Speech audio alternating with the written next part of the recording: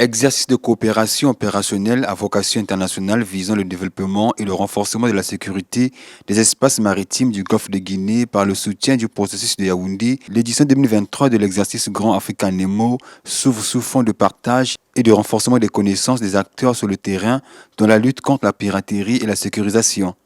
Le Golfe de Guinée auquel appartient l'espace maritime du Congo, notre pays est en proie depuis quelques années. Face à ces situations préoccupantes, seule une synergie d'action permettra d'endiguer ou de réduire considérablement ces menaces maritimes. Ce rendez-vous annuel qui regroupe plus d'une dizaine de pays du Golfe de Guinée et d'autres partenaires vient renforcer la capacité d'intervention de la Marine nationale. S'inscrivant dans cette dynamique hautement positive, et bien que la situation mondiale économique soit contraignante, notre pays, le Congo, ne cesse de tenir ses engagements internationaux. Pour notre cas, c'est de toujours participer aux côtés de la France, le partenaire traditionnel aux différents exercices aéromaritimes qui se jouent dans le Golfe de Guinée. À la différence des éditions précédentes, cette édition 2023 qui vient répondre aux défis de la sécurité maritime dans la région connaît la participation de l'armée de terre.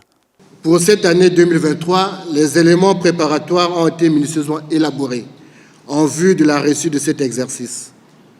Les missions ainsi que les structures amies, l'organisation du commandement et la composition des plastrons ont été adaptés en vue de fournir aux acteurs un ensemble pédagogique et un cadre d'exercice proche de la réalité.